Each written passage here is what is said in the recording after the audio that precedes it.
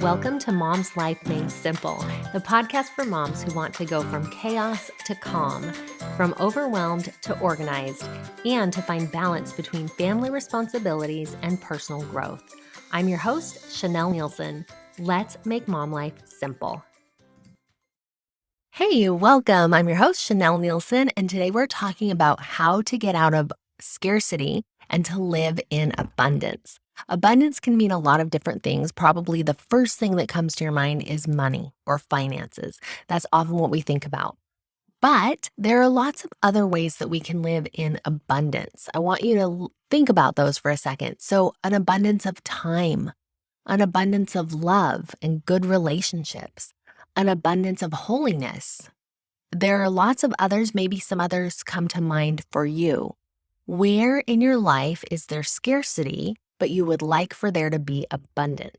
Now, a lot of the examples I'm going to share today have to do with money and a couple with time, I think.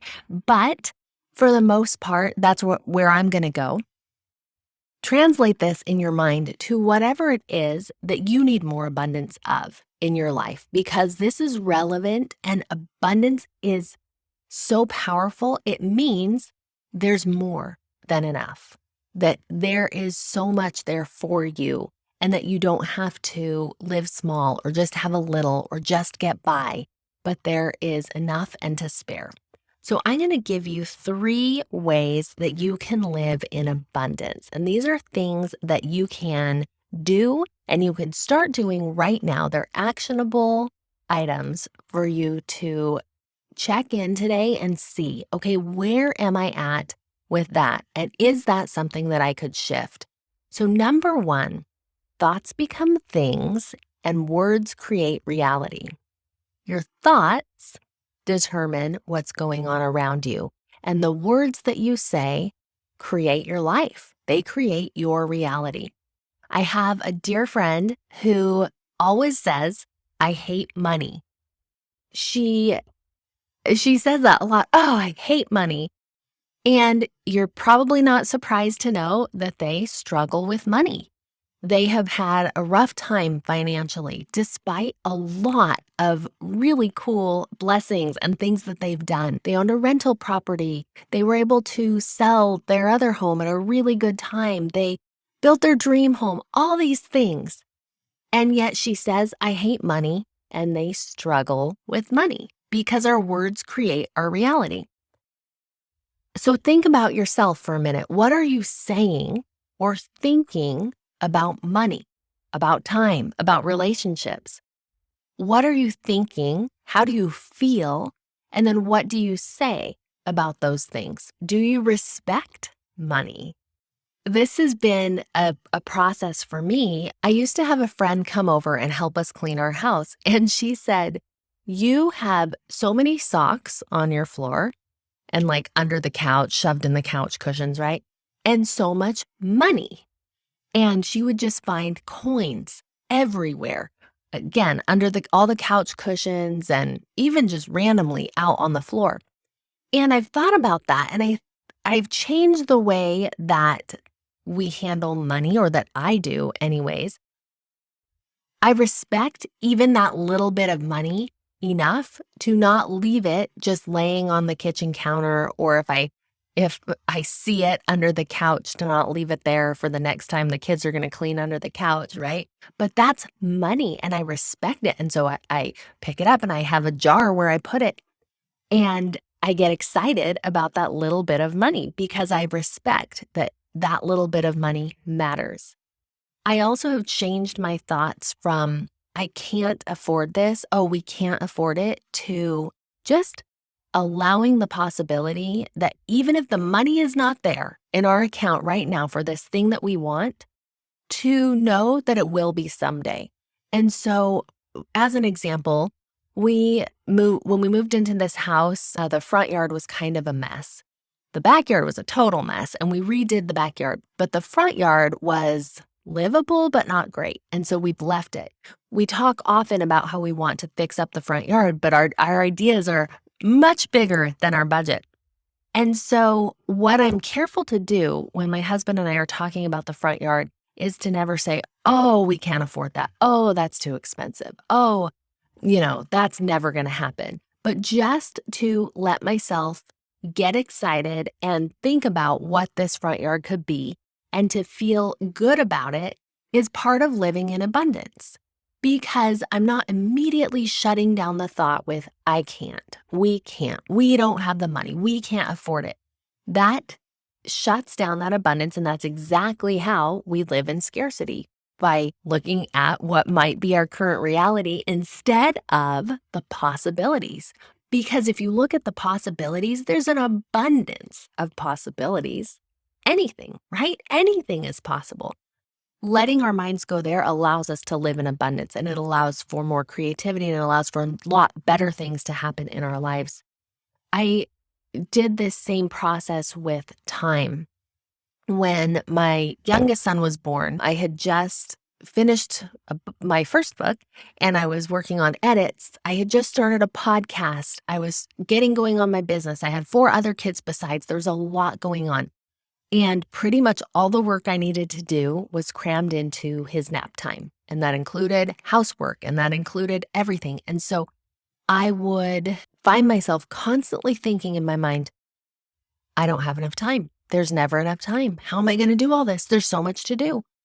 And I shifted that thought to, I have all the time in the world. I have an abundance of time. Now, my time multiplied. That might sound crazy because, we have a finite amount of time and there's only 24 hours a day and all these things. But do you know, have you noticed if you're working on something that you love, time goes faster if you're doing something you love? Have you ever just spent hours doing something and then you look at the clock and you are like, what? Where did the time go? Or have you ever had maybe a job? I worked at Sears for 4 hours once. I lasted half a shift and I left during lunch, and I never went back, because those 4 hours were the longest 4 hours of my life. And the time went by so very slowly. So yes, we have 24 hours in a day, but those hours might feel very, very differently. When I started changing the way I thought about time, that I have enough time, that I have an abundance of time, suddenly I did. And I had enough time to begin with. I just wasn't thinking it. And so instead of all that stress and all that worry about not having enough time, I changed how I felt. And I felt like I had enough time, and the things got done, because things do. They get done. My thoughts became things and my words became reality. Number 2, have gratitude for money that comes in and gratitude for money that goes out. It's a little bit easier to have money or gratitude for money that comes in, but how often do you get money and it's less than what you hoped for? That happens, right? Whether that's in a paycheck or a tax refund or whatever ways money is coming to you, you might hope for a little more. And when you get it, are you disappointed? Are you like, that's not what I wanted? Or are you able to be grateful even for that tiny amount of money? When you find a penny on the ground, when you're out walking around, or like me, when you're in your house, are you thinking, oh, I'm so grateful for this penny. I'm 1 cent richer. This is awesome. I'm so lucky that I found this penny. Or are you like, penny, who cares? I'm not going to pick that up. I'm not going to bend all the way over to pick that thing off the ground, right? What is the thought in your mind? Is it gratitude? Is it full of gratitude? That will help you live in abundance quicker than any other thing that you can do. You can also be thankful as money goes out. This is one that maybe we're not as familiar with, because bills, sometimes we don't want to part with our hard-earned money, and bills can be a little hard to pay. And sometimes there's fear there too, because you're like, oh my gosh, I don't even know if I have enough money to pay this bill. I went to a conference years ago, and it was on abundance, and it was called Abundance Unleashed. Christian Mickelson did it. And the most valuable thing that I got from this conference was the story that he told. He grew up very poor, but as he got older, he realized just how blessed we are in this country. He says, if you have running water and a roof over your head and food to eat every day, you are rich. You're rich compared to so many people in the world. And so when a bill comes in, he would say, "Thank goodness I'm rich," when he pays it. And so my husband and I have adopted that. When we go out to a restaurant, which have you noticed the prices have skyrocketed for restaurants? You probably have noticed. And we see this bill that's so much more than we're used to paying. We say, "Thank goodness we're rich." Or when we get the car registration from the DMV, and it's a lot of money, we say, "Thank goodness we're rich." Whatever bills come in, that's what we say, and what we try to think as we're paying them is just gratitude. I'm so thankful that we have electricity. Paying for this electricity means we get to still have electricity. Actually, we have solar, but I'm grateful for that. I'm so grateful that we can pay a mortgage. Imagine if you couldn't pay a mortgage and you had to buy your house with cash. We would be living in a tent, right? I'm so grateful that we can pay this mortgage. Every time you pay out money, do it with gratitude. You're changing and shifting the way that you feel about money by feeling that gratitude for any money in and feeling that gratitude for any money out. And you're just opening up the flow of money. Grateful, gratitude, so thankful for all the abundance of all of it. Now, I want to make sure to talk about other things too. So love, relationships, holiness. Maybe those things don't look exactly the way that you want them to, but when you have an experience, anything that is good, be grateful for it. And when you have an experience that is bad, look for the good that you can be grateful in that experience because it's there, even though it's sometimes hard to find. I don't know if I've shared this on the podcast before, but I love the story from Corrie ten Boom, who was in a concentration camp in World War II. She and her sister were Christians and they were helping the Jews. And because of that, they got put in a concentration camp. And one of the sisters read that in the Bible to be thankful in all things, give thanks in all things. And they were talking about how to be grateful, and they found ways to be grateful. But the one sister said, one thing I can't be grateful for is the fleas. They lived in this flea-infested cabin, this bunk, I don't know what those are called, boarding house area that they lived in concentration camps. And she said, I can't be grateful for the fleas. And her sister said, there must be some reason, there must be some good, some reason that we can be grateful for the fleas, but they couldn't think of anything and they couldn't find it. Well, after some time had gone by, the one sister came back and they came back from their day at work and they were getting ready for bed and she was so excited. She said, I found out what's good about the fleas and why we can be thankful for the fleas. Because of the fleas, the guards leave us alone. They don't want to come in our room because they don't want to be infested with fleas. And so these fleas are giving us a reprieve and keeping us safe from the guards. Don't you just love that story? There is something to be grateful for in everything. So when you look for that, you attract abundance. You bring abundance into your life because there's good in everything. And when you allow yourself to feel good, even when there's fleas, even when things are hard, even when the money that you want isn't there, you're going to bring more good into your life. Okay, number 3, stop competing and start cooperating. So often we think of a pie or a pizza, how you learned fractions at school, right? There are 8 slices of pizza, and if Johnny gets a slice of pizza, how many are left for you? Only 7. Well, if Johnny gets half of the pizza, you only have half. And if he gets 3/4, you might still be hungry. Depends on what size of pizza. But anyways, we often think that that's how the world works. If he gets something, then there's less for me. But what abundance mentality allows us to do is instead of thinking of just a pizza, that that's it and it's finite and there's no more, that when John gets some, he can actually add to the pizza. So imagine that circle and imagine all around the outer edge that it's being added to. The pizza itself can grow.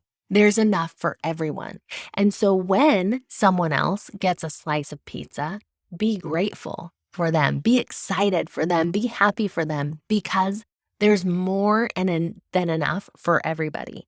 So when you're for reals, and I mean for reals, happy for the success of others, you bring that to yourself. How often do you see someone who gets promotion, goes on a vacation? Oh, this is a better example. You see their vacation pictures on social media, and what do you feel and think? Is it like, oh my gosh, I'm so happy they got to go to Hawaii again for the 5th time? Or is there this little jealousy that comes up like, what? I wanted to go to Hawaii. That's not fair. Why did they get to go to Hawaii? When we do that, we're actually distancing ourselves from the things that we want. We're creating scarcity. Someone else going to Hawaii doesn't mean that you don't get to go to Hawaii. There's more than enough Hawaii trips for everyone. So one way that I like that's been powerful for me to think about this, because there are things, okay, Hawaii, yeah, there's enough trips to Hawaii, but what about if it's one thing that you want? There's this one house that you're trying to buy, and there's only one of those houses, and there's 5 people bidding on this house. And so you want it, and how can you be happy for that other person if they get it? Well, the way that I like to think about this with abundance mentality is when I'm praying to say, bless me with this house in this example, or something better. If someone else gets that house, you can still be happy for them because guess what? You prayed for that house or something better. So do you know what that means? Something better is coming to you. And that's awesome. If you can stay in that, if you can believe that and stay there, you're going to feel so good. And that's what abundance is all about. It's an abundance of good feelings. It's knowing that there's enough for you, there's enough for everyone.